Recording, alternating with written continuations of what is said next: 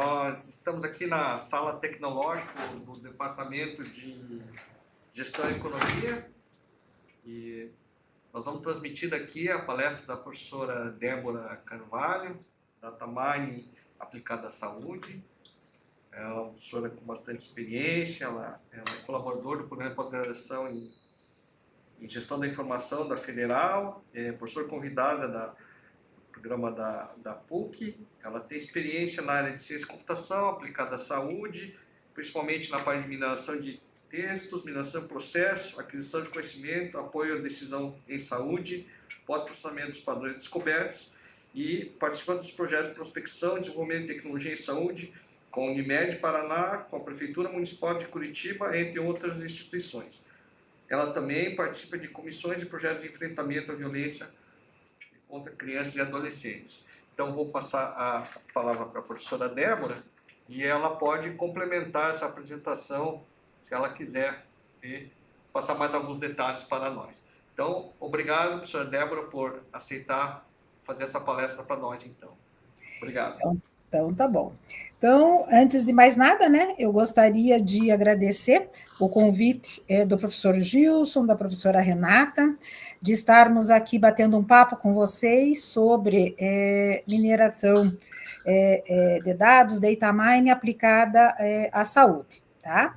Então, mas quem é a Débora, né? Ou seja, já que o Gilson abriu a possibilidade de que eu desse uma complementação de quem é a Débora, então, a Débora, antes de mais nada, ela é filha, mãe e avó, né?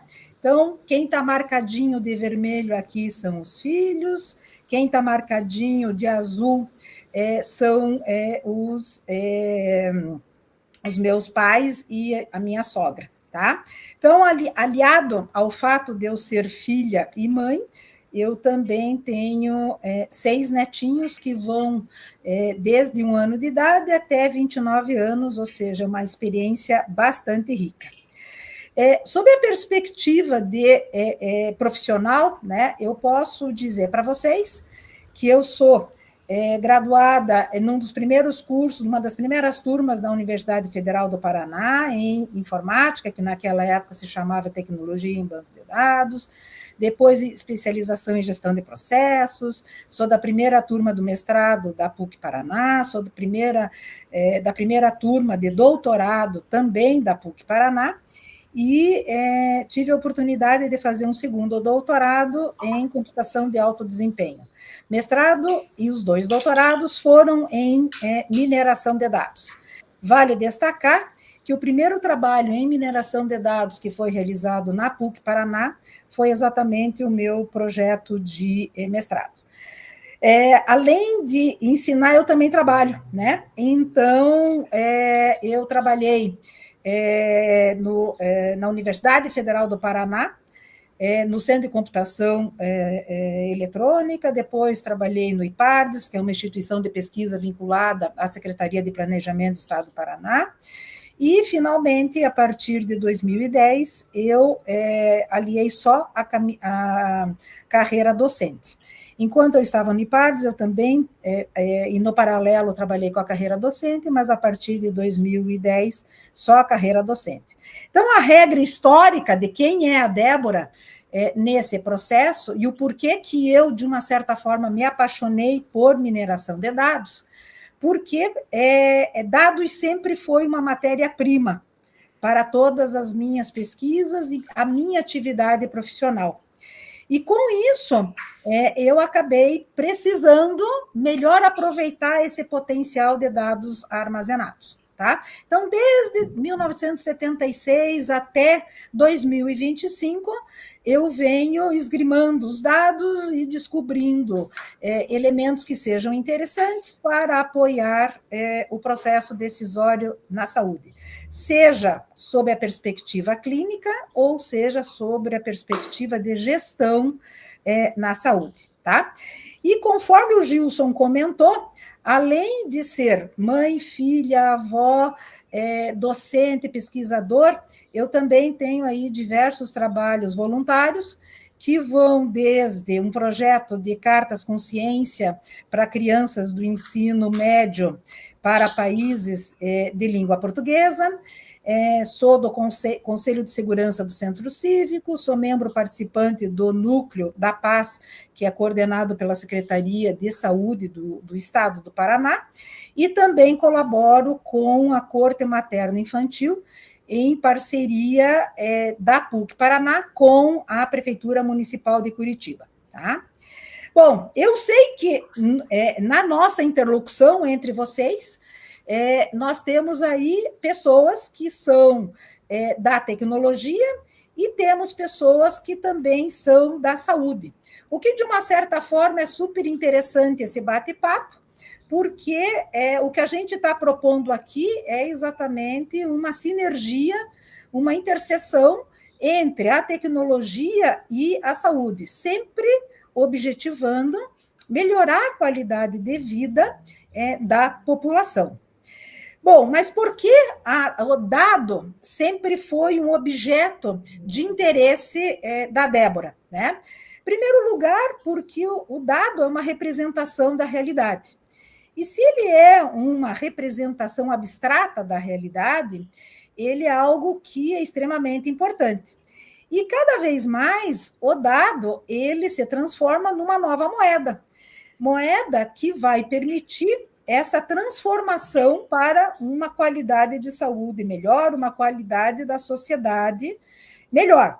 Porém, se o dado ficar armazenado e sem uso, ele perde o seu valor, aliado ao fato de que houve todo um esforço na coleta desse dado. Mas se ele não for bem utilizado e transformado em elementos de apoio à decisão, de nada serve todo esse esforço e esse custo. E aí vem a mineração de dados, vem a inteligência artificial para ampliar o potencial de transformação desse dado que saia da gaveta e perca o seu valor para um uso efetivo para a melhoria de qualidade da vida das pessoas. E aí, se a gente for falar em inteligência artificial, o céu é o limite, né? Ou seja, nós temos aí um conjunto bastante grande de tecnologias, heurísticas, potenciais, e assim sucessivamente.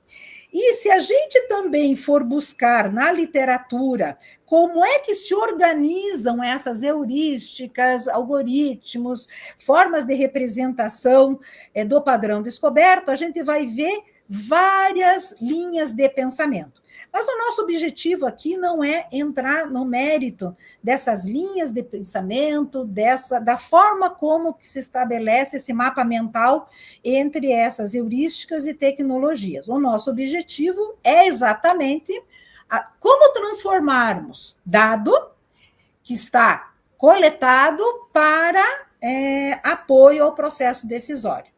E aí, para que a gente trabalhe nesse processo de transformação, novamente surgem aquelas perguntas que sempre estão no nosso radar. O que eu quero resolver? Que dado, variáveis, atributos eu tenho disponíveis? Que dados eu tenho e como que eu quero transformar isso em informação? E qual é a qualidade desses meus dados? Tá? Pela minha história, vocês já podem perceber que vocês estão conversando com uma pessoa que começou a trabalhar com dados no ano de 1976.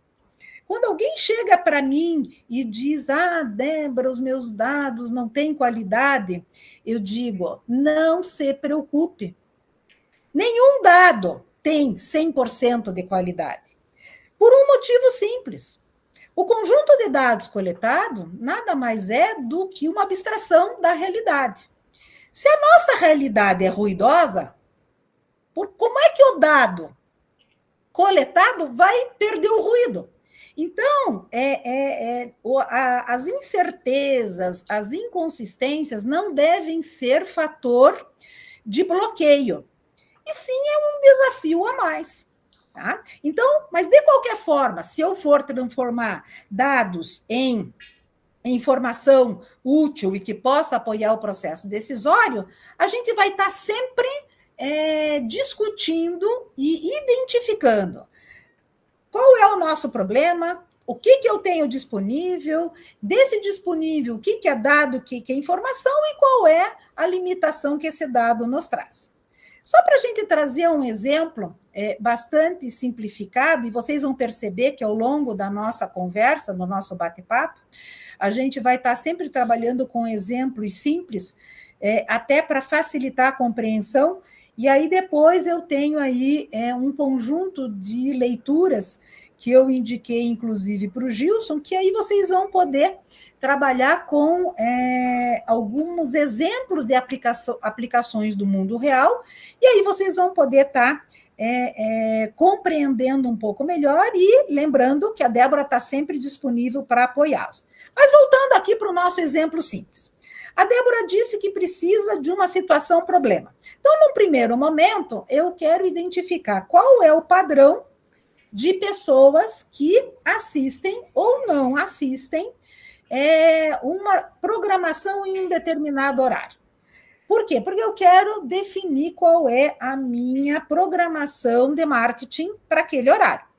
Para isso, eu tenho aqui um conjunto de dados, alguns dados socioeconômicos, poderiam ser dados de outra natureza também, onde eu trago idade, casa própria, estado civil, se assiste ou não assiste, tá? O que a gente pode, de imediato, perceber entre as variáveis idade, casa própria e estado civil, tendo como desfecho assistir ou não assistir, é que, em geral, os divorciados assistem, tá? Então, eu já consigo perceber que existe uma relação entre estado civil e assistir. Uma outra situação que eu posso perceber é que os solteiros que constam desse conjunto de dados não assistem. Então, os divorciados assistem e os solteiros não assistem. Porém, quando eu venho avaliar os casados, eu tenho casado que não assiste, eu tenho casado que assiste e assim sucessivamente. Então, estado civil foi uma variável capaz de discriminar quem assiste e quem não assiste, considerando divorciados e solteiros. Mas eu tenho duas outras variáveis que podem ou não apoiar nesse processo de discriminação. E aí, se eu vou olhar essas outras duas variáveis entre idade e ter ou não casa própria, eu percebo que entre os casados existe uma situação que ter a idade um pouco mais velha ou um pouco mais nova, né? Então, se divorciado, assiste, se solteiro, não assiste, se casado com uma idade maior do que 35 anos, não assiste, e se casado com menor ou igual a 35 anos, assiste. Então, eu consigo, a partir do conjunto de dados, identificar um padrão.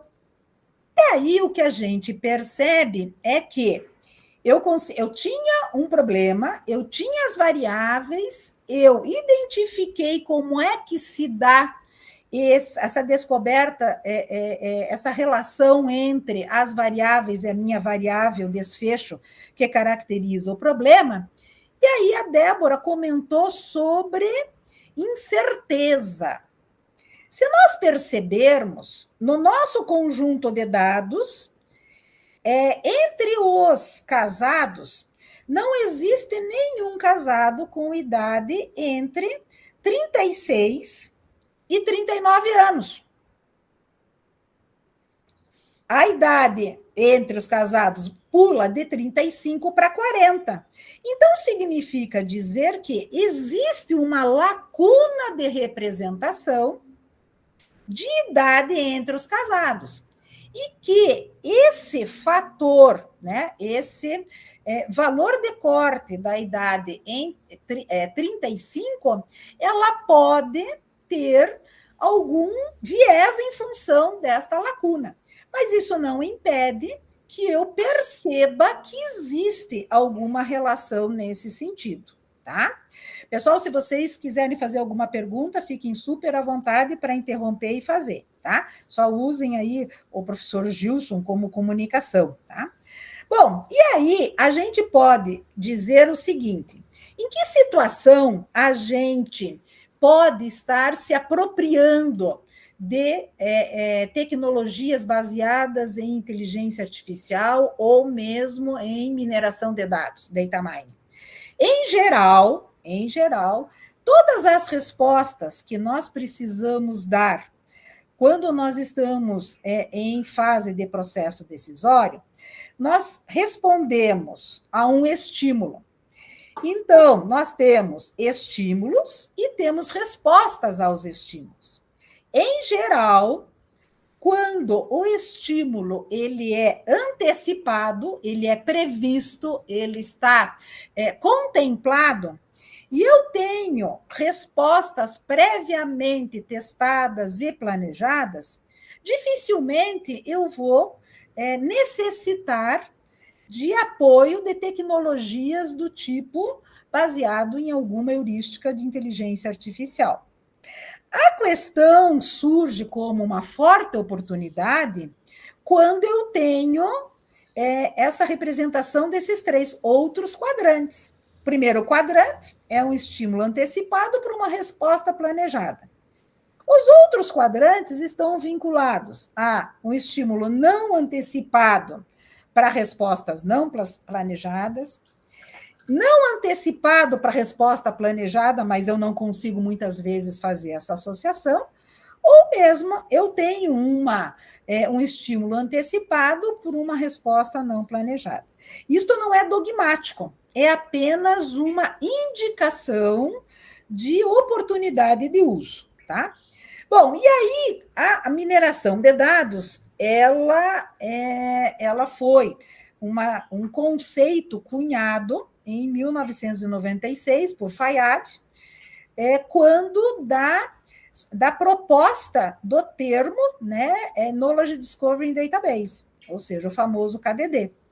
E esse famoso KDD, ele, na verdade, ele é uma série de etapas que vão desde o que antecede a mineração de dados, que é toda a etapa de pré-processamento, entre o pós-processamento, que é a etapa que sucede à descoberta de padrões.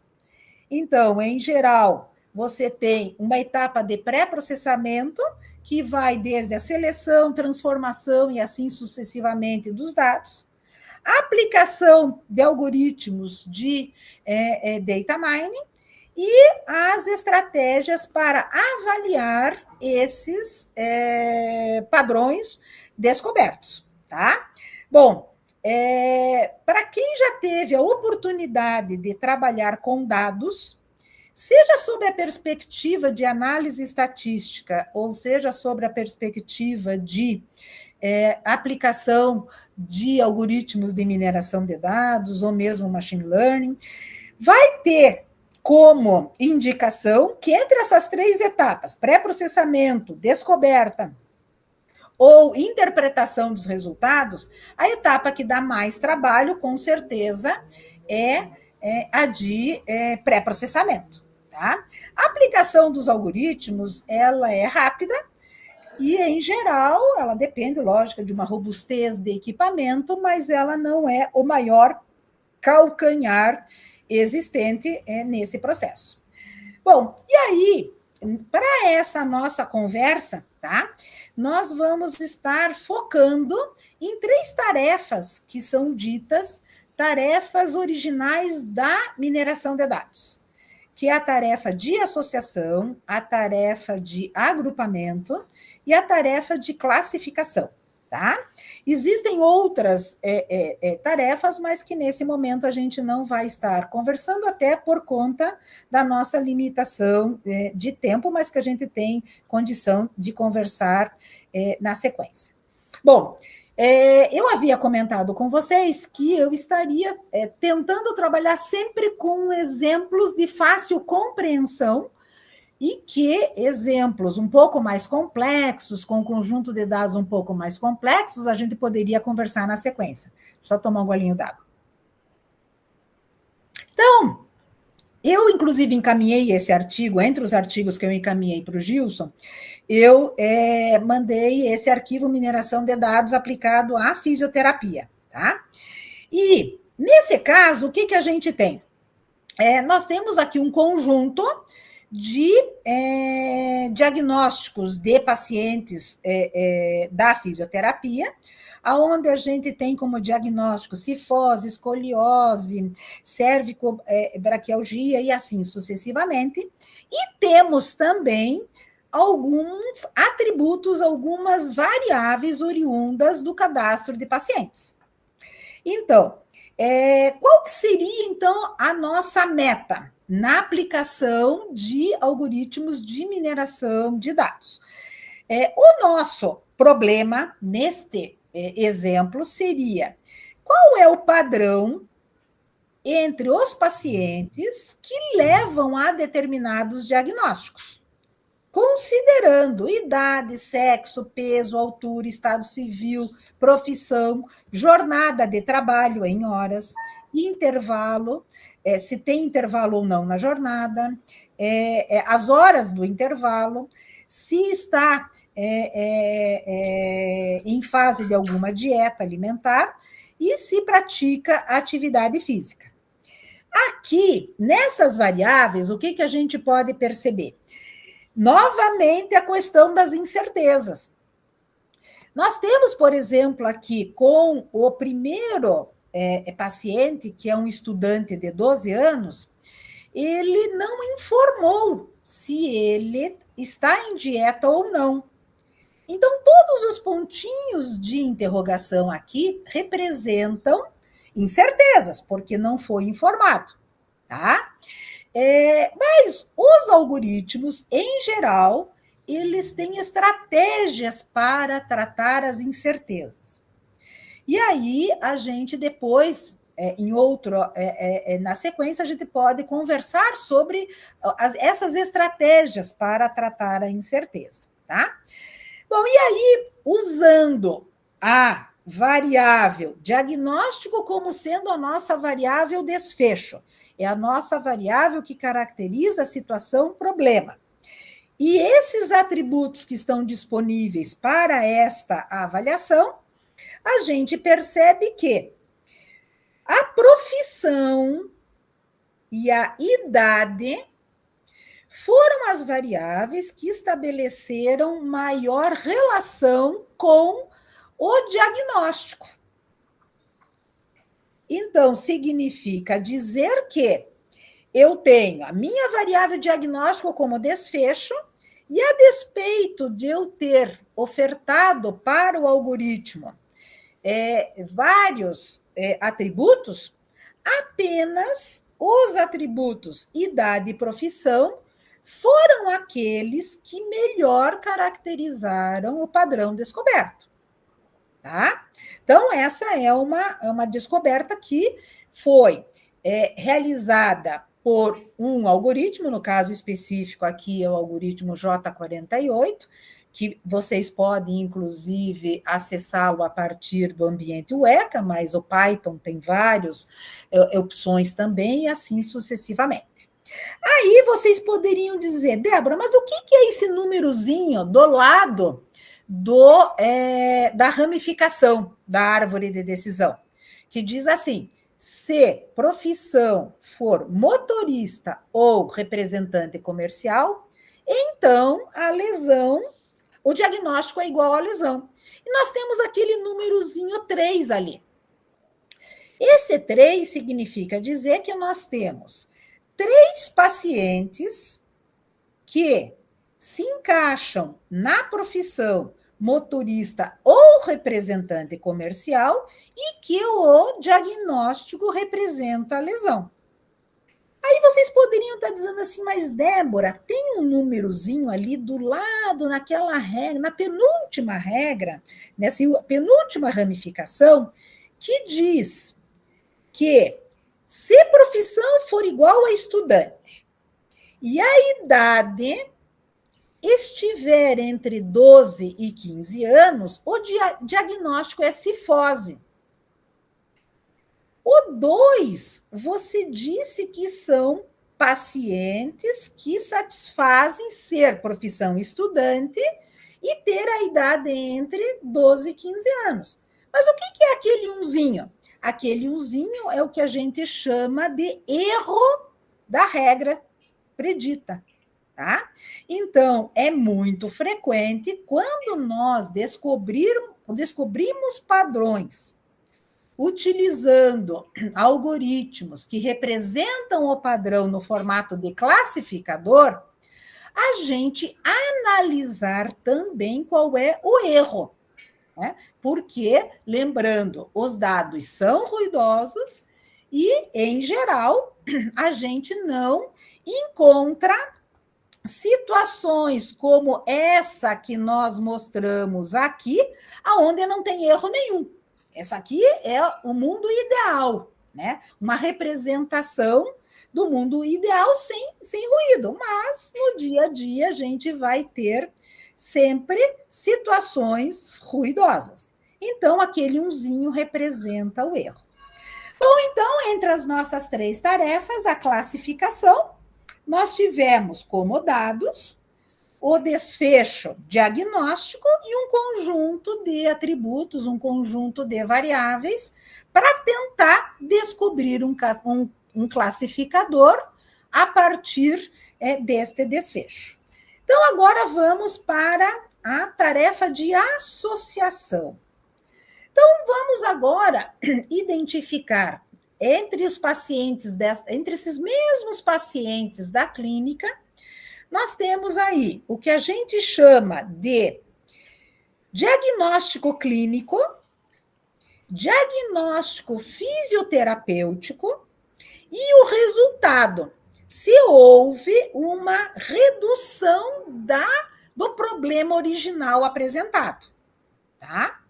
Então, neste caso, a gente está trabalhando aqui com diagnóstico clínico. O mesmo paciente pode ter mais de um diagnóstico fisioterapêutico e se houve ou não resultado dessa estrutura da ADM, ou se houve uma instabilidade articular e assim sucessivamente.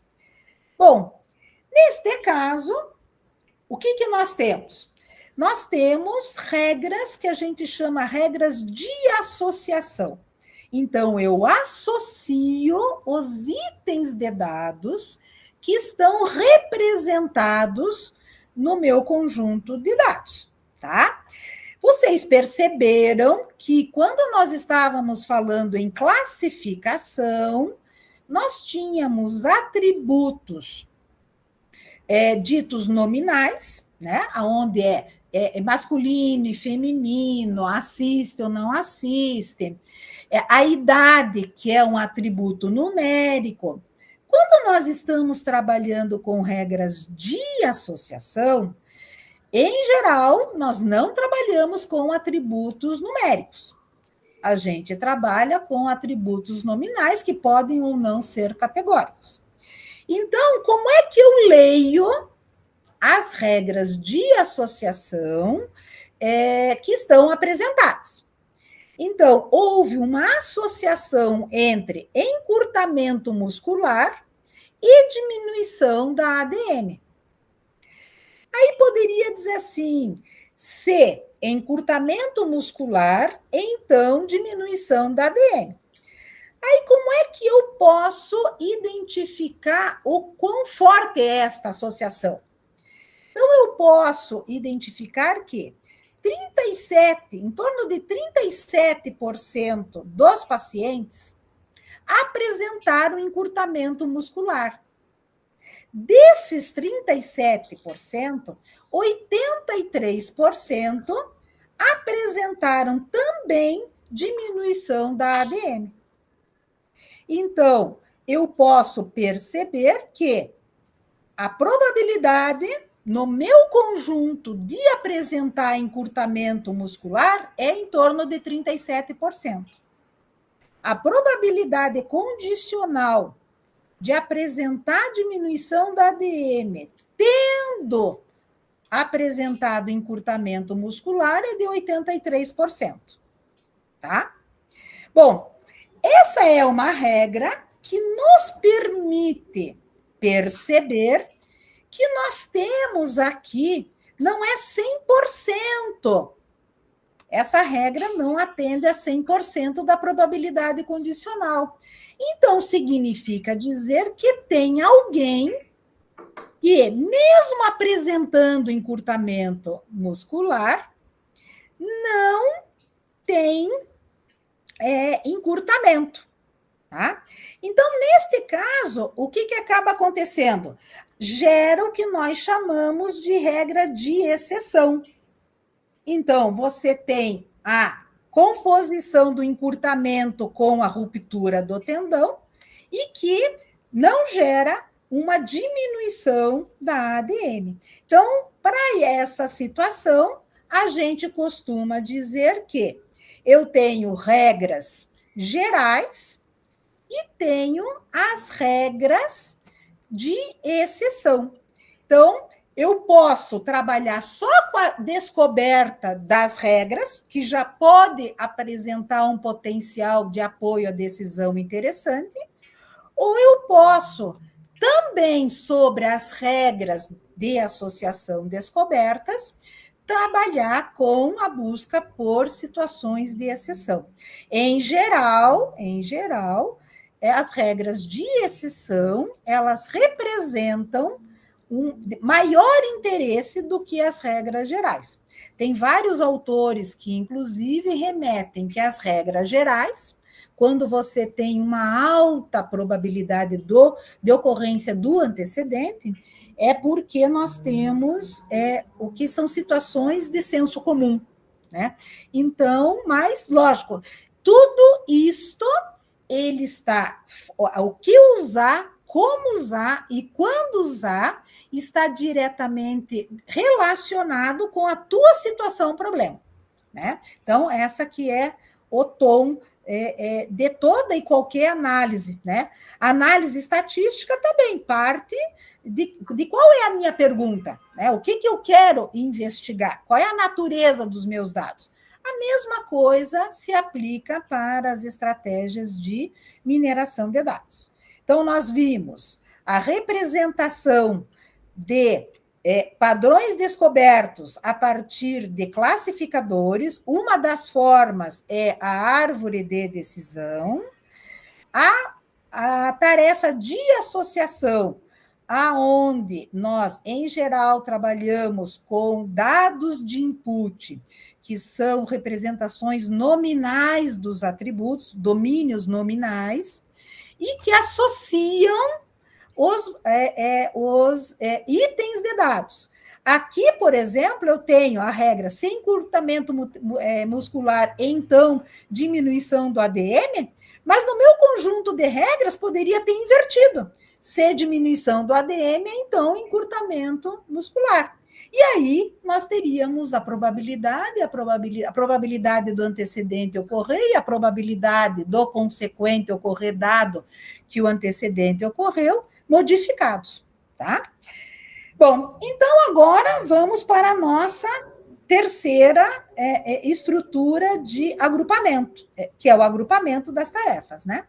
Então vamos novamente aqui. Considerando, vamos imaginar que eu tenho um conjunto de pacientes na minha clínica e que eles têm lá os diversos atributos que estão coletados no prontuário eletrônico, nas anamneses e assim sucessivamente. E eu quero tentar identificar quantos grupos de similaridade entre as características dos pacientes eu posso perceber. né? Então, essa é uma estrutura que me permite, a partir do conjunto de atributos, posso perceber se eu tenho 2 grupos, 3 grupos, 4 grupos, porque às vezes, pelas características similares, eu posso fazer um acompanhamento mais customizado para estes grupos. Isso é muito frequente quando a gente tem o ambiente acadêmico. Porque no ambiente acadêmico, é importante você entender mais ou menos como é que esses estudantes estão organizados ou são semelhantes em termos de determinadas características, principalmente quando os estudantes são do primeiro semestre. Aqui nesse exemplo, nesse slide, o que a gente tem? O conjunto foi submetido, né, idade, papapá, até diagnóstico, e o algoritmo de agrupamento disse, para esse conjunto de pacientes, nós conseguimos identificar claramente 2 grupos de pacientes. Um que nós rotulamos aqui, que o próprio algoritmo rotulou como 0, e o outro grupo como sendo o grupo 1. E aí, a gente poderia dizer assim, puxa, mas o que será que determinou, ou quais foram as características, os atributos que mais fortemente contribuíram para formar esses 2 grupos? Ora, se eu tenho no meu conjunto de dados uma variável que é a variável que a gente poderia entender como a variável desfecho, que é ser pertencente do grupo 0 ou ser pertencente do grupo 1, a partir de todas essas variáveis que vão desde idade até diagnóstico, eu já sei que tem uma das tarefas que me permite identificar quais são os atributos que estão mais fortemente relacionados, que foi a primeira tarefa que nós vimos, que é a classificação. Então, eu vou fornecer como input para o algoritmo esse conjunto de dados e pedir para ele, descubra qual é o padrão que caracteriza o grupo 0 e o grupo 1. E aí, nessa estrutura, a gente pode perceber que nenhuma das variáveis, com exceção a profissão, ajudou nessa caracterização. Então, perceba que a profissão foi a característica que melhor conseguiu organizar esses pacientes que estão no nosso cadastro.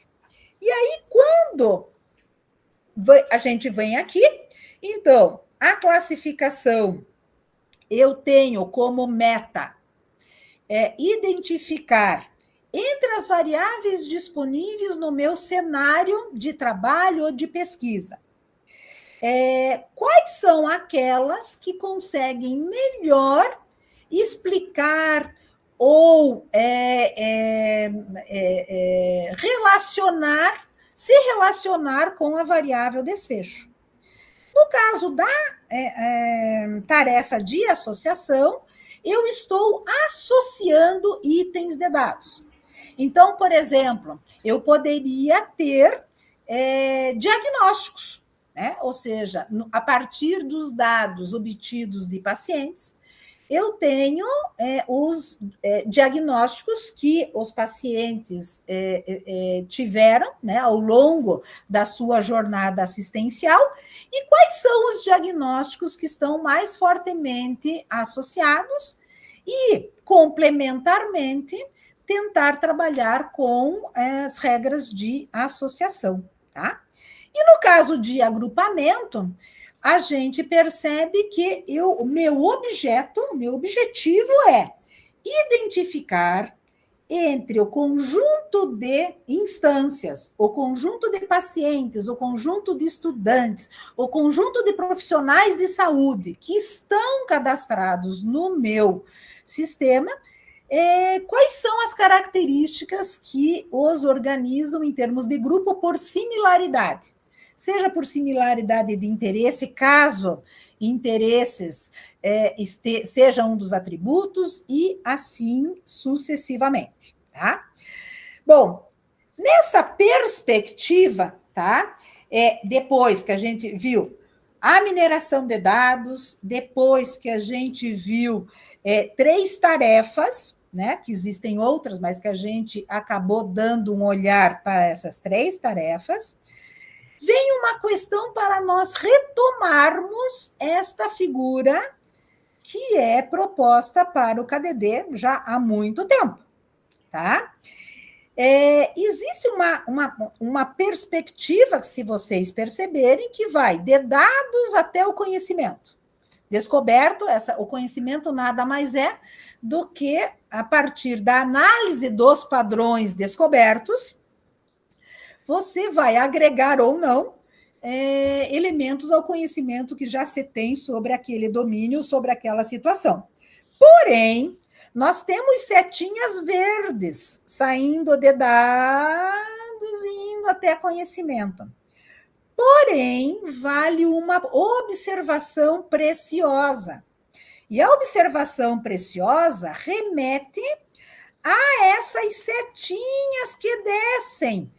Na etapa de avaliação e interpretação, não necessariamente eu posso estar evoluindo para agregar conhecimento ao que já se sabe. Eu posso ter revisitar alguma das etapas. Eu posso estar revisitando alguma das etapas. E eu diria para vocês que, a não serem exemplos de brinquedo acadêmicos que a gente adota na primeira sessão de um curso de mineração de dados, nunca mais a gente vai ter o caminho verdinho seguido sem ter que revisitar alguma das etapas. E a grande maioria das vezes, a gente retorna à etapa de pré-processamento. Por quê? Porque, dependendo do que eu trabalho no meu pré-processamento, eu, enquanto profissional que estou mexendo com aquele conjunto de dados, eu posso estar introduzindo ruídos que vão prejudicar o desempenho dos algoritmos de mineração de dados. Tá? Então, essa é uma questão que ela está, em geral, muito presente. E a gente já vai discutir como que nós podemos minimizar esse loop desse revisitar, revisitar, revisitar e interromper um pouquinho esse loop, tá? Bom, e aí a gente vem para uma questão que é extremamente importante quando nós estamos trabalhando com mineração de dados, tá? Por quê? Porque nós estamos trabalhando com 3 formas de apresentação do conhecimento. Eu estou trabalhando com o que a gente chama de conhecimento implícito. O que é o conhecimento implícito? Nada mais é do que a relação existente entre os dados. Eu estou trabalhando com o conhecimento explícito, que nada mais é do que a representação desta relação implícita nos dados de forma explícita. Mas nós temos aqui um terceiro componente, que é o conhecimento tácito. E é exatamente esse conhecimento tácito que vai apoiar na etapa de análise dos resultados. Então, vamos assim, o desafio de trabalharmos com mineração de dados vem desde nós temos uma situação, problema, nós termos dados que têm potencial para nos apoiar na descoberta de elementos interessantes para a situação, problema, estratégias que possam nos permitir transformar essas relações escondidas nos dados em relações explícitas, mas também ter o olhar do especialista naquela situação, problema, naquele cenário, para apoiar na avaliação deste padrão descoberto. Existem muitas ferramentas que buscam facilitar esse processo de avaliação, mas o parecer final, se esse conhecimento, se esse padrão descoberto, ele é útil, ele é consistente, vai ser sempre do especialista, tá? E, finalmente, quais são as características deste padrão descoberto? É que ele seja tão correto quanto possível. A gente já destacou para vocês que se os conjuntos de dados são abstrações da realidade e a realidade por si só já é ruidosa, o padrão descoberto sobre esse conjunto de dados ruidoso também pode apresentar ruídos. Então, ele não vai ser 100% correto. Até porque, desconfie, se o padrão tiver 100% correto, é bom um olhar atento, tá? Que ele seja compreensível.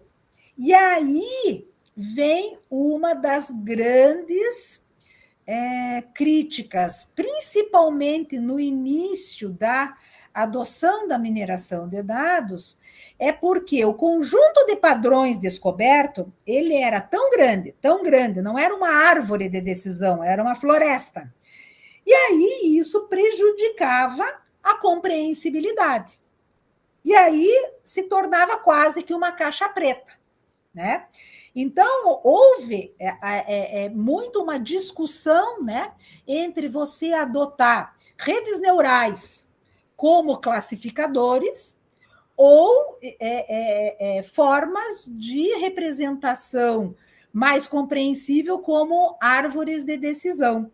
Então, os modelos de redes neurais, sejam profundas ou rasas, são extremamente eficientes, né? Ou seja, a gente tem um nível de correteza muito grande, mas prejudica o item da compreensibilidade.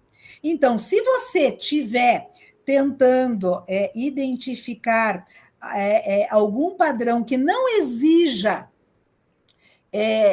a compreensibilidade, modelos tem aos montes e que vão te dar uma taxa de acerto, uma correteza bastante grande. E em sendo compreensível por usuários humanos, é extremamente importante que ele seja interessante, útil e que traga alguma questão surpreendente. Porque um padrão que me traz que eu tenho lá como desfecho estado gravídico e tem uma série de atributos, e o padrão que retorna é que pacientes do sexo feminino podem apresentar estado gravídico positivo, isso não traz nenhuma novidade, não é útil e não é surpreendente. Então, se vocês perceberem, né, a mineração de dados, ela tem aqui alguns desafios. Eu preciso ter o problema, eu devo ter dados associados a esse problema, eu preciso de um especialista, eu tenho que vencer a etapa de pré-processamento, aplicação dos algoritmos que descobrem padrão, preciso ter um especialista que me apoie nesta avaliação, tá? Dependendo do cenário que você está, é importante que ele seja compreensível, que ele traga alguma novidade e que ele seja correto, tá? Se vocês identificarem alguma analogia com os desafios que vocês têm quando vocês estão trabalhando com análise estatística, é exatamente a mesma coisa. Se vocês estão trabalhando com alguns desafios na construção de projetos de mestrado e doutorado, bem-vindos a este mundo, porque também todo mundo quer saber qual é a contribuição, qual é a novidade apresentada, ou potencial de novidade que venha a ser apresentado pelo resultado, né? Então, o que a gente está falando aqui remete a um senso comum de outras áreas também, tá? Em outros momentos. Bom, e aí tem uma questão que eu acho que é extremamente importante. A gente pode usar a mineração de dados para brincar, sem problema nenhum, tá? Ou seja, a Débora falou sobre mineração de dados, agora eu vou brincar, vou pegar o Python, ou vou pegar o ECA, ou vou pegar o SPSS, ou vou pegar o R, e vou brincar com mineração de dados. Porém, vocês viram que tem uma complexidade envolvida, tá? Então, ela não é a solução para todos os males. Vocês são muitos novos, então vocês não são da época onde teve um representante do SPSS no Brasil, que, se não me engano, isso deve ter sido lá pelos anos 1990, e que ele fez uma série de divulgações junto às empresas que compravam o SPSS sobre o potencial das funcionalidades de mineração de dados. E aí as empresas se encantaram, foram e compraram essas funcionalidades. Bom, resumo da ópera. Vários pesquisadores da área de mineração de dados, professores e tudo mais, foram convidados para um evento em Campinas, aonde o SPSS veio para fazer uma apresentação do potencial, até para tirar um pouco aquela falsa impressão de que a solução, as funcionalidades embutidas no SPSS seriam a solução para as dificuldades de análise para todo e qualquer problema das empresas, tá? Trata-se de uma aposta, ou seja, eu acredito que é possível encontrar padrões nesse conjunto de dados, tá? Mas eu sempre tenho a minha hipótese que não seja possível, tá? O que eu faço nesse não ser possível? E tem aí o custo computacional, que é preparar os dados. Em geral, não são dados de pequena magnitude, né? Aqui eu estou trabalhando com vocês com dados de brinquedo, mas não são dados de pequena magnitude, tem todo o esforço computacional de preparar os dados, processar, analisar e assim sucessivamente, tá? Bem, porém, aí vocês poderiam dizer assim, mas Débora, então você está nos desestimulando. Não. Eu estou dizendo que para tudo que for novo e eu for abrir uma porta do desconhecido, eu preciso ter coragem. Mas existe esforço e coragem. Mas a sociedade só se desenvolve a partir do esforço e da coragem, por conhecer novos caminhos, né? Então, tem a história do Paraná, né? Que se não fossem aqueles primeiras pessoas que aportaram no litoral do Paraná, se eles não tivessem tido o esforço e a coragem de caminhar por construir novas trilhas e descobrir novas trilhas, talvez a gente não tivesse aqui. Hoje eu acho que a gente já teria, mas enfim, a sociedade só se desenvolve a partir de esforço e coragem. Tá?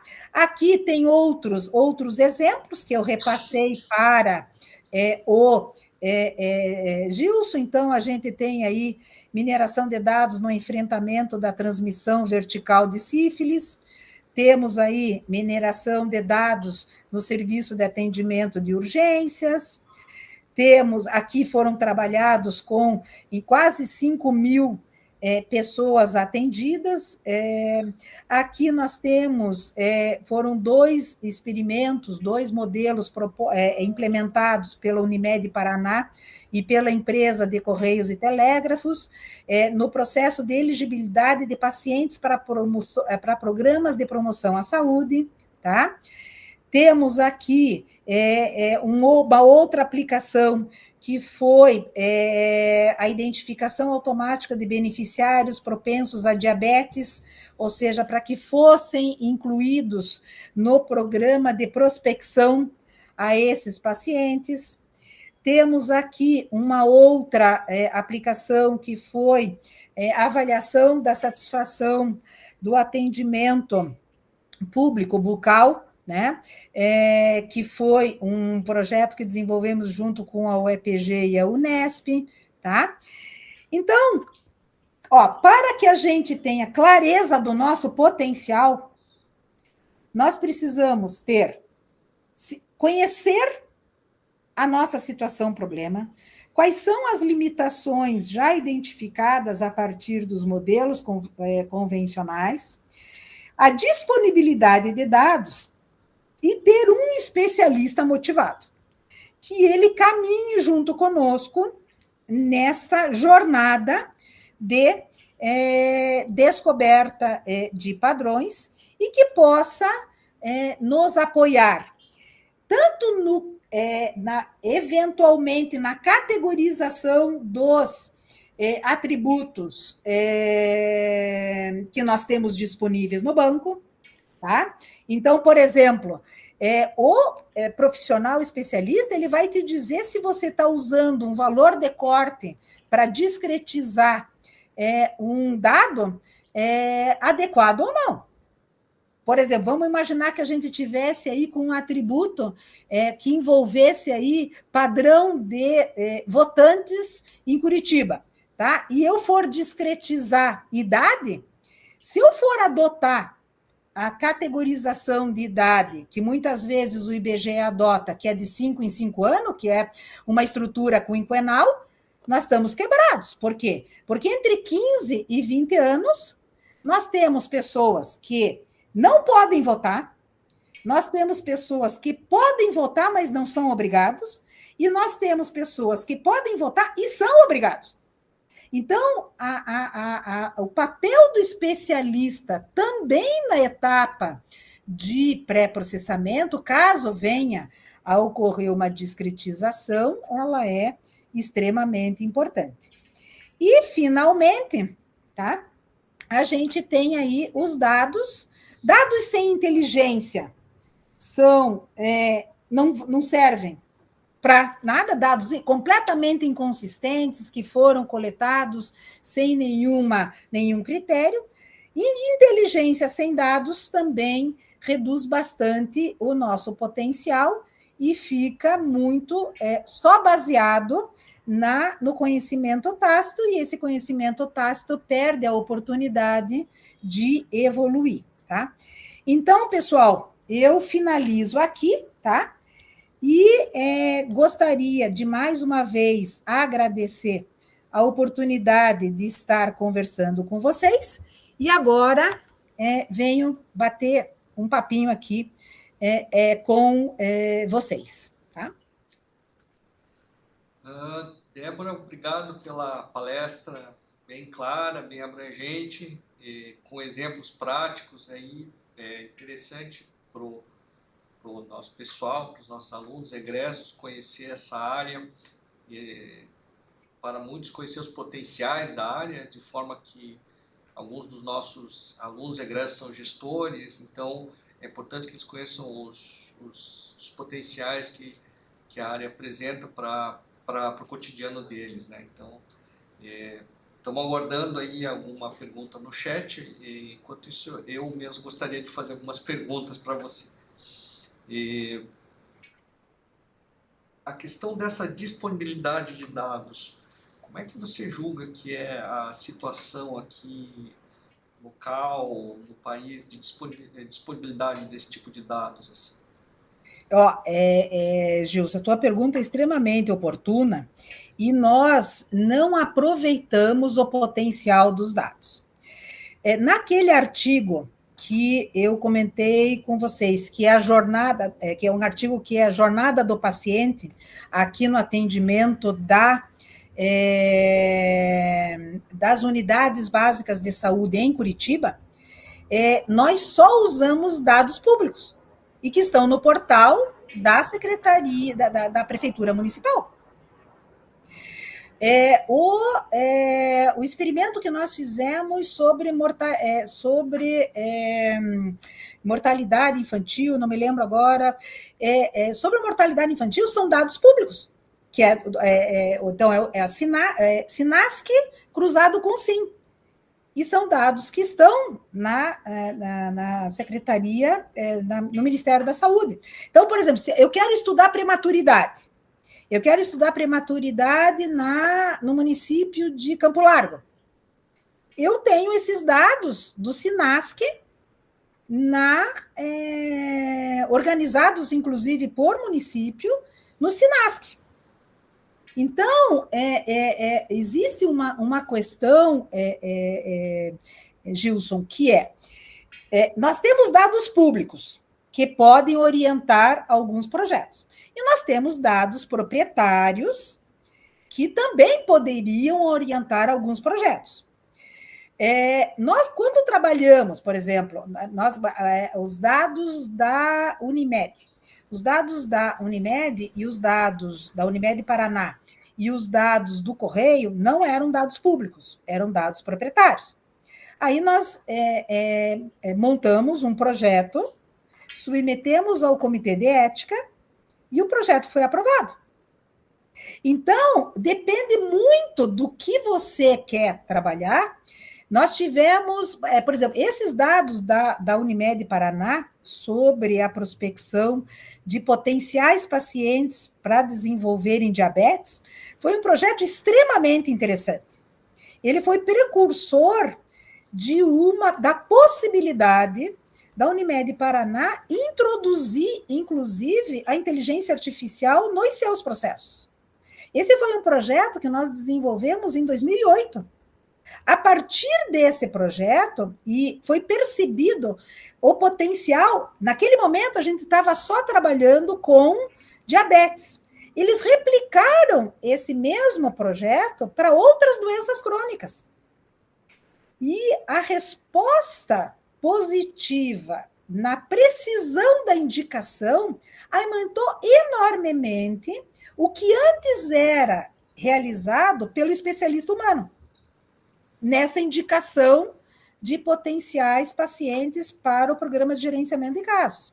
Então, foi uma primeira iniciativa em 2008, ela foi exitosa, foi replicada para outras situações, e a partir do êxito de toda essa estrutura de introduzir na empresa um artefato baseado em inteligência artificial, a Unimed criou a carreira Y, que até então você só tinha a carreira do profissional técnico, e aí criou a carreira Y exatamente para ter pesquisadores prospectando por oportunidades de inovações. Entende? Então, o dado, eu concordo com você, ele é um desafio, mas pela minha experiência, trabalhando com mineração de dados, desde 1996, eu digo para você que não é o calcanhar de Aquiles. O calcanhar de Aquiles é a gente caracterizar claramente o problema e buscar compreender o problema a partir de revisão da literatura ou interação com o usuário especialista, ou para que você possa reduzir esse loop de voltar, sabe? Eu volto, entende? Então, eu diria para você, eu posso estar sendo um pouco tendenciosa, em primeiro lugar, porque se você entrar na minha plataforma Brasil, que é a plataforma onde a gente submete projetos de pesquisa, o meu perfil na plataforma Brasil deve ter umas 4 páginas, de tanto projeto que já foi submetido, tá? E eu nunca tive problema. Sempre foi muito tranquilo, né? Essa submissão, eventualmente dá uma pendência, porque o TCUD, que é um termo de confidencialidade de uso dos dados, não está suficientemente claro, mas eu desconheço pessoas que a submissão à plataforma Brasil inviabilizou o projeto. O que eu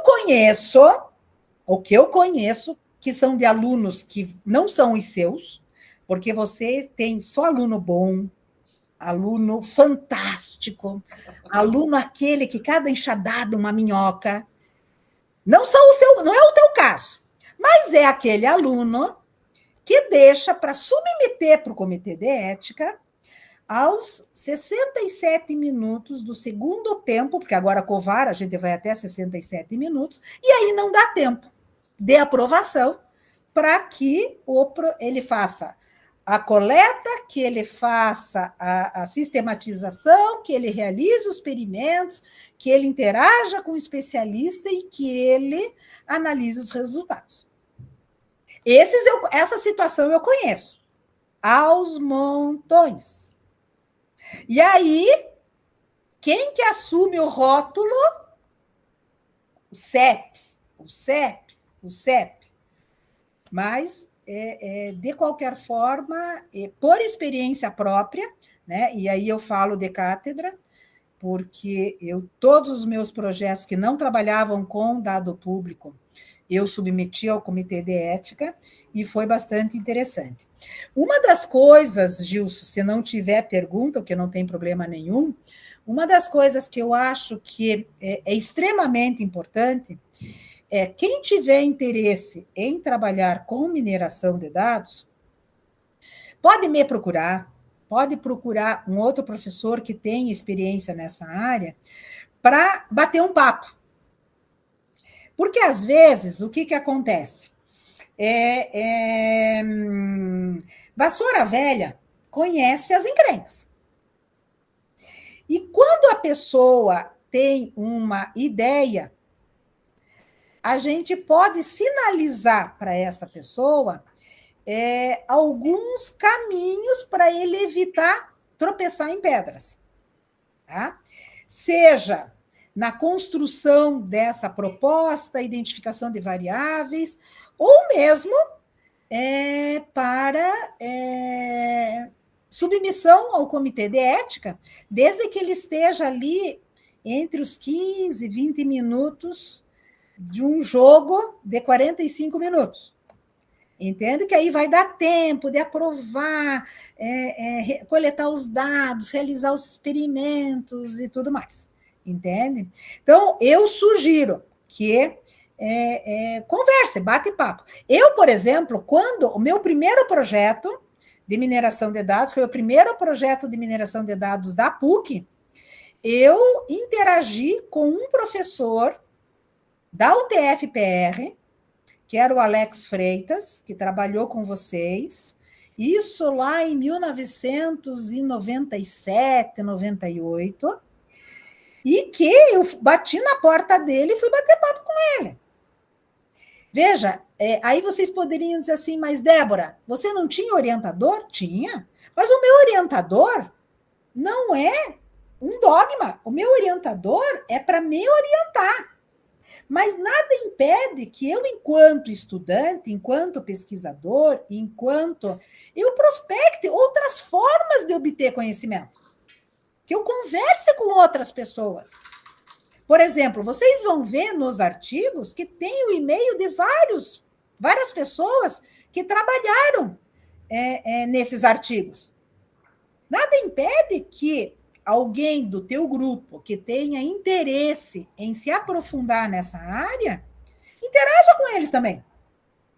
Com certeza, o orientador não vai puxar o freio. Não, só converse comigo. Não, ele vai agradecer, porque é um processo de oxigenar o projeto. É um processo de trazer elementos novos para o projeto. E esse é o papel da universidade, Gilson. A universidade, por si só, ela diz universidade. É você ampliar o teu horizonte de aprendizado. Entende? De conhecer, de compartilhar. E o Alex Freitas foi uma pessoa extremamente importante durante o meu mestrado. Gilson, se você não vai parar de falar, eu vou ficar falando aqui o tempo todo. Não, eu estou aqui, interessante essa sua intervenção, porque ela fala dos aspectos práticos de se desenvolver um problema, e muito do que você fala aí. Construção de conhecimento é uma atividade coletiva, nós precisamos de pessoas, o orientador muitas vezes precisa estar numa área, precisa de ajuda em outras áreas, essa área até você mencionou várias vezes na tua apresentação, o especialista na área, né? Então, eu sou engenheiro, né, de formação, né? Então, às vezes aparecem engenheiros para orientar e o cara fala assim, eu quero usar data mining. Tá, que problema que você quer? Problema, professor? Como assim, que problema? Então, está focado na tecnologia e não nessa questão do problema. E aí, precisa conversar com especialistas. E eu vou aproveitar para emendar essa pergunta, assim, como principalmente esses problemas de pesquisa envolvendo mineração de dados surgem? Então, algum profissional da saúde observa uma normalidade ou ele observa um padrão e aí quer confirmar isso? Como é que isso é mais comum de surgir na tua experiência? Na verdade, assim, tem multi-entrada, né? Então, eu tenho, muitas vezes, o estudante que vem e que gostaria de trabalhar com uma situação, problema do cenário dele. Então, isso, em geral, acontece com o pessoal da Secretaria Municipal de Saúde. Uhum. Então, eles trazem as dores. Isso. E aí a gente consegue ir trabalhando. Quando a gente tem o aluno que está super interessado, que eu sei que todos os teus alunos são super interessados, assim, são show de bola, assim, tenho absoluta certeza. Então, você tem esse aluno super interessado, mas nem você e nem ele consegue, e ele quer trabalhar na área de saúde, nem você nem ele conseguem essa percepção, tá? Vocês podem estar interagindo com a Secretaria Estadual de Saúde. Vocês têm parceria com a Secretaria Estadual de Saúde. Vocês podem estar interagindo com a Secretaria Municipal de Saúde. Vocês podem estar interagindo com a AMIL. Vocês podem estar interagindo com o ICS da Prefeitura. Vocês podem estar interagindo com... ou seja, vocês têm aí um potencial enorme de parceria que pode estar sendo estabelecida. Inclusive porque as parcerias multi-institucionais, elas são extremamente bem vistas para o processo de avaliação da CAPES. Né? Então, e outra coisa, Gilson, não hesite. Débora, eu tenho aqui um aluno, ele está meio sem saber aonde trabalhar. Se ele for da área da computação, se ele for da área de engenharia, converse com a gente, entende? Não que eu vá dizer, ó, tem esse problema, mas ó, conversa com fulano, conversa com Beltrano, sabe? Por quê? Porque Curitiba, por mais que tenha aí 2 milhões e 300 mil habitantes, ela é pequena, essa área toda meio que navega junto. Por exemplo, eu não conhecia a Renata lá do Quibis, né? Então, a gente se conhece mesmo. Sim. E aqui tem umas mensagens aqui agradecendo você, Elisângela Cardoso, e tem também ela comentando que no Comitê de Ética do Nossa Senhora das Graças, as porções como você são muito bem-vindas.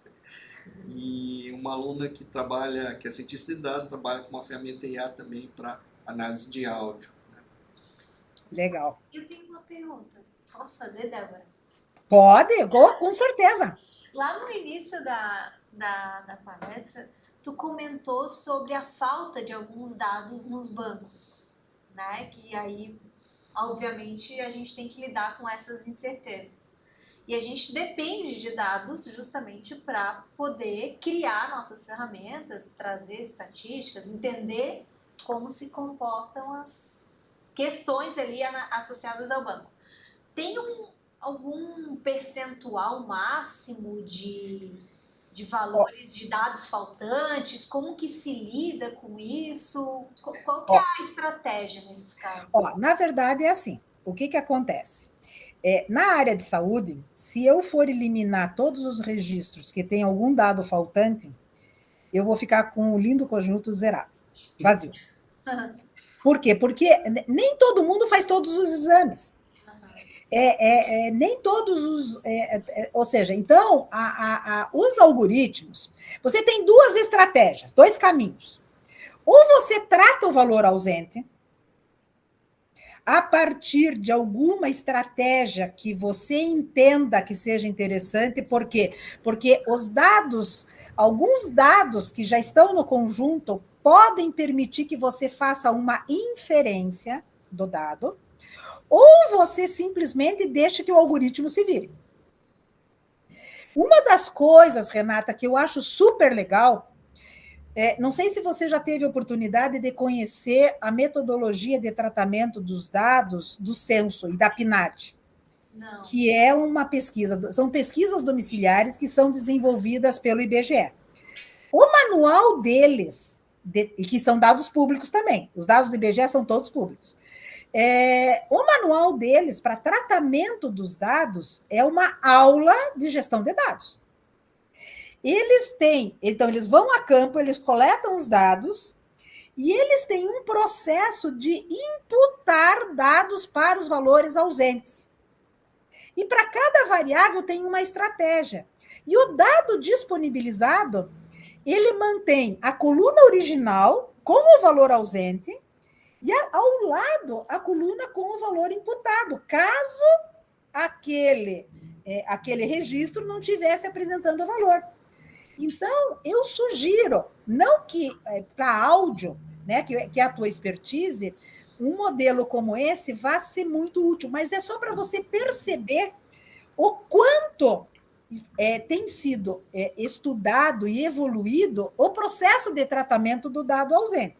Mas, em geral, a imputação de valores de dados ausentes tem que ter muita parcimônia, porque introduz mais ruído ainda no dado.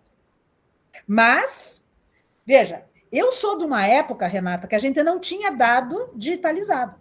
Você imagina, quando eu entrei na faculdade, no ano do Senhor de 1976, a gente trabalhava com cartão perfurado. Então, eu nunca vou criticar o dado. Nunca. Você nunca vai me ver criticando o dado. Eu amo o dado. Eu adoro, eu sou apaixonada pelos dados.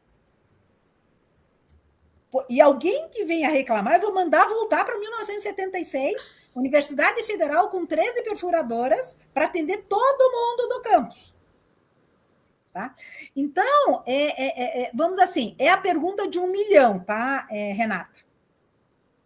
Depende muito do que está, dos processos envolvidos. Tá? E tem muito dado. Eu não sei no caso de áudio se tem muito dado, porque tem o sinal, né? Eu nunca trabalhei nessa estrutura multimodal. Tá? Apesar de que eu tenho um doutorando que trabalhou nessa estrutura multimodal para detecção de mentira. Então, se a pessoa vai no médico e diz, né? A senhora tem feito exercício? Sim. Sim. Quantas vezes por semana? 3 vezes por semana. E assim sucessivamente. Né? Então, ele trabalhou nessa detecção, né, de padrão para perceber detecção de mentira. E se você tiver interesse, eu posso mandar para você o material dele. Tá? Sim, claro, vou querer sim. O nome dele é Alex Hortêncio. Vou anotar.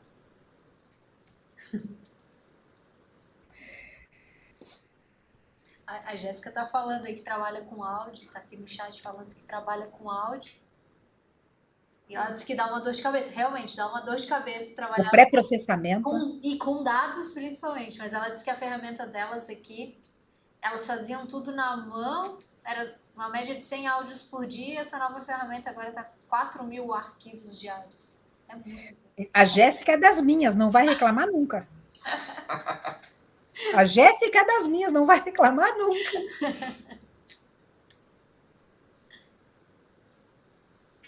Isso aí.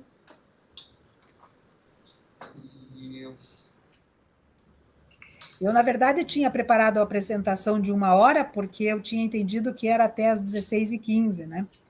É de 1 hora de fato, mas um tempo para as perguntas aí é interessante.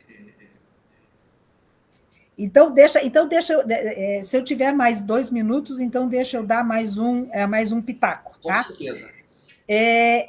Quando eu disse um especialista motivado, é extremamente importante, principalmente para projetos de mestrado e doutorado, que a gente tenha muita cautela nessa seleção do especialista motivado. E vou te dizer por quê.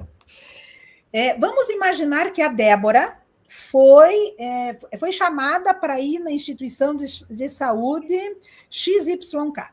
Chegando lá, eles sinalizaram que era importante, tinha uma dor e que queriam, inclusive, verificar a possibilidade da nossa instituição desenvolver um projeto, papapá, papapá. Aí eles tinham os dados, eles tinham não sei o quê. Bom, resumo da paródia. A gente começou a trabalhar com o projeto.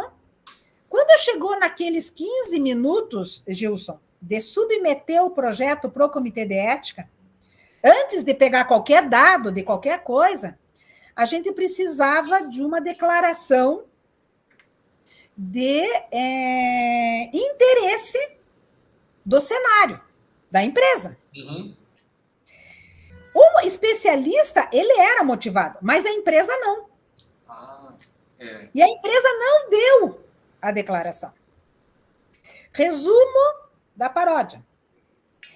Esse estudante que ficou de um período de 45 meses, ou 24 meses, 8 meses, preparando, fazendo revisão da literatura, para poder submeter, definir o problema, definir o percurso metodológico para submissão para o comitê de ética e para a qualificação da dissertação.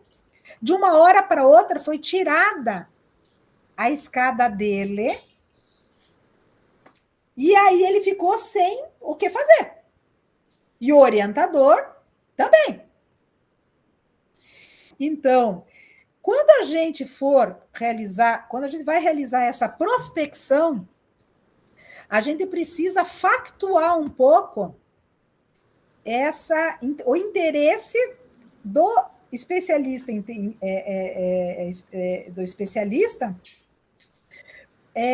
para que você não se sinta perdido. Logicamente que nada impede que tenha algum outro evento adverso no meio do caminho. Mas não foi nenhuma nem 2 vezes que nós vivenciamos isso, viu?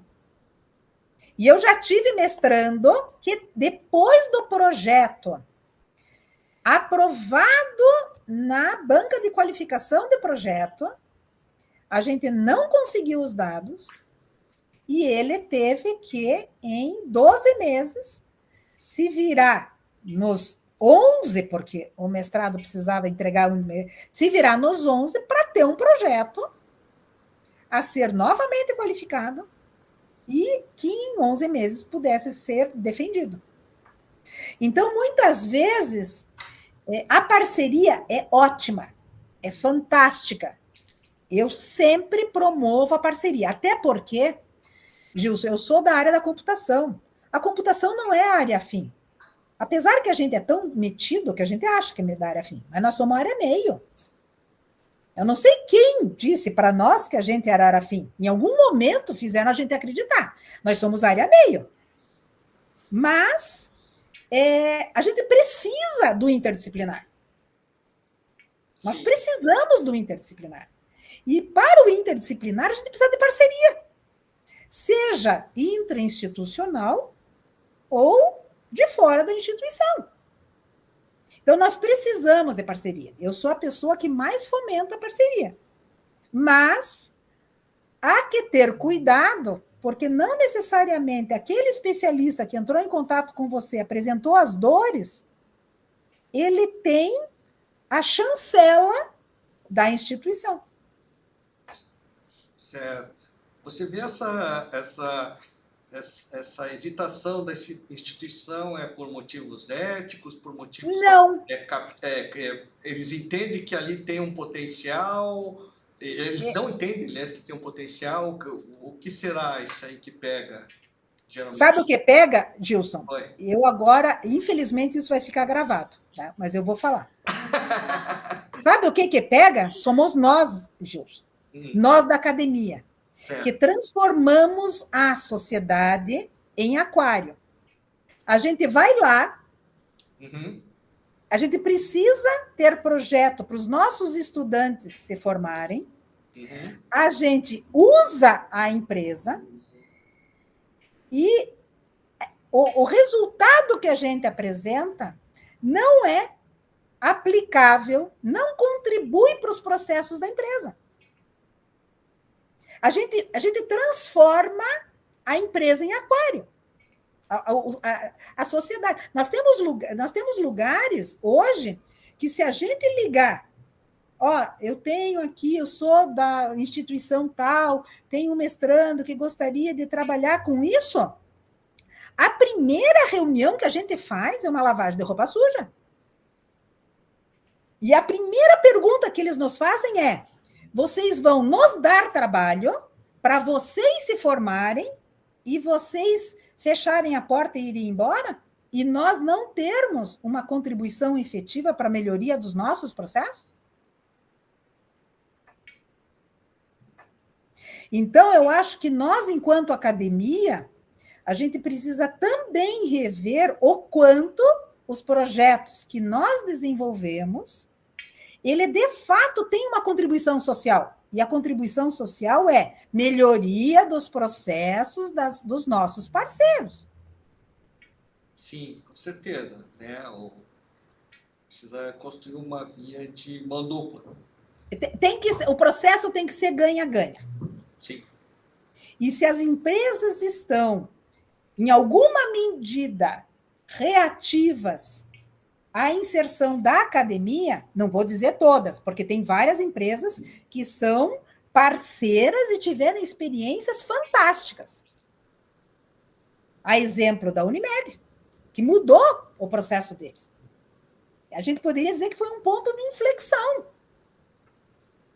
Entende? Mas nesse projeto nós tínhamos enfermeiro envolvido, nós tínhamos o mestrando, nós tínhamos o gestor. Entende? Então, assim, foi um processo extremamente rico. Agora, a gente também precisa rever como a gente trabalha as instituições cenário das nossas pesquisas. O que a gente devolve para essa instituição? Tem muitas vezes que a gente não manda, não faz nenhuma discussão com eles dos resultados. Sim. Eu tive um mestrando que fez um projeto bastante interessante sobre a linha de a construção de políticas públicas na área de saúde mental. Foi um projeto bem legal, envolveu várias comissões, vários níveis das comissões, e nós fizemos uma apresentação dos resultados no Hospital do Idoso. Lotou o auditório. Nossa. Lotou o auditório. Então, veja, com certeza, são instituições cenário que há uma nova prospecção de projeto junto à academia com instituição, elas vão estar extremamente sensíveis. Não vou dizer que todas as empresas e cenários dos nossos projetos demonstram esse interesse. Porque às vezes muda gestor, muda uma série de coisas, mas é nossa obrigação, independente dele demonstrar interesse ou não, é nossa obrigação enquanto academia se colocar à disposição para apresentar os resultados e discutir os resultados. Porque também nós não compramos a verdade. A gente vai lá, coleta os dados, analisa os resultados e gera conclusões. A conclusão pode estar indo para Paranaguá, mas a empresa, ela está ali em Matinhos. E a gente está... Fizemos aí um desvio de alguns graus. Então, eu acho que as relações entre as entidades, entre as personas, seja pessoa física, seja pessoa jurídica, a relação entre as pessoas é que nem uma planta. Ela precisa ser cuidada. E as parcerias também. É uma planta, é uma plantinha. Ela precisa ser cuidada, ela precisa ser respeitada. Da mesma forma que a gente, muitas vezes, reage se há um desrespeito em relação ao cenário, em relação à atividade dos pesquisadores, a empresa também reage. Apesar que a gente nunca teve nenhuma experiência ruim de alguma empresa dizer, não, mas esse resultado ele é sensível por causa disso, disso e disso, e nós não queremos que divulgue. A gente, normalmente, né, nas discussões, a gente faz exatamente uma discussão que trabalha a situação na qual aquele resultado gerou aquele resultado. Seja por limitação da pesquisa, seja por conta de alguma situação causada pela pandemia, seja por alguma situação causada pela falta de vacina, enfim. Você não omite, você discute e você esclarece. Tá? Porque também a gente tem que tomar cuidado de não começar a gerar resultado que vai alimentar a jurisprudência. Né? Uhum. Então, também tem essa, sabe? Relação entre pessoas é que nem planta. Precisa de carinho e cuidado. Com certeza. Também já tive a oportunidade de trabalhar com empresa. Realmente é algo que precisa ser cultivado, precisa ser cuidado com frequência, né? Senão não vai para frente, né? Uma última observação. A gente também tem que sair do salto. A gente precisa conversar numa linguagem acessível. Senão as nossas conversas, elas parecem uma caixa preta. E aí a gente intimida o interlocutor. Eu concordo. Por outro lado, eu acho também que em muitas empresas falta pessoas com capacidade de absorver um pouco um conhecimento um pouco mais preliminar, digamos assim. Não tem pessoas com formação científica nas empresas capazes de conseguir absorver melhor esse conhecimento ainda em construção. Assim. Eu tenho essa impressão, assim. Concordo com você. Às vezes, a não preparação daquele profissional para este olhar, né? Ele pode ser reativo, mas aí é uma empresa que talvez nesse momento não seja a empresa ideal para o estabelecimento da parceria. Isso. Ela precisa ainda de um amadurecimento e, de qualquer forma, a cada, sei lá, 20 prospecções, a gente consegue um sucesso. Sim. Né? É que nem garimpagem, né? Por isso que é uma mineração também. Mineração, né? Mineração. Uma mineração. Mineração de dados e de parceria, né? E de parcerias também. Mas olha, meninos, foi extremamente gratificante estar aqui nesse bate-papo com vocês. Quando eu coloco o meu e-mail de contato, que está na apresentação, não é pro forma, tá? Ele é verdadeiro.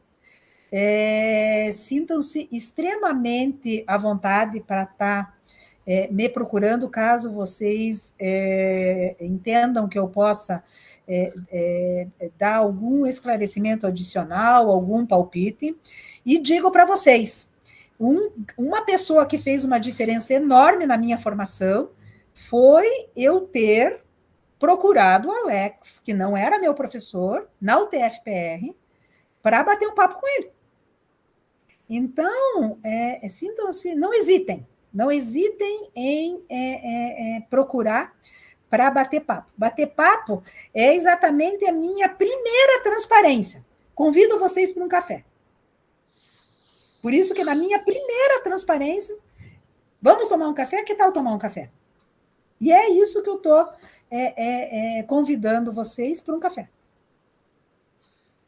Obrigado, Débora, pela palestra, não só pela palestra, mas também por se falando, né, em termos de formação. Vai ter nossos alunos que assistiram, estão assistindo e vão assistir também, porque vai ficar gravada essa apresentação, então para eles ouvirem isso também, né? E desse teu percurso e na questão da coragem para você escolher o tema, uma abordagem. Então, eu acho que todas essas mensagens são importantes também para a formação dos alunos, que é um dos nossos objetivos aqui. Então, agradeço, fora o conteúdo técnico, agradeço também a tua disponibilidade em dar essa palestra e em ficar aberta para novas conversas. Então, eu agradeço muito isso aí. Os mais velhos, Gilson, se ousam palpitar, você veja só. É terrível. Esses mais velhos são terríveis. Ousam ficar palpitando. Já não precisa dar tanta bola porque os outros falam, né? É isso aí. Obrigada, Débora. Foi um prazer te rever. Renata, que bom te ver de novo. Bom te ver. A gente se encontra novamente aí. Vamos nos encontrar. Vamos sim. Pessoal, um abraço bem carinhoso, tá? E lembrem, tá? O sucesso vem depois do esforço até no dicionário, tá? Não meçam esforços, que com certeza vocês vão trabalhar em projetos que vão brilhar os olhos, que vão contribuir para a sociedade e vão melhorar a vida das pessoas, tá bom? Muito obrigado, então. Até a próxima.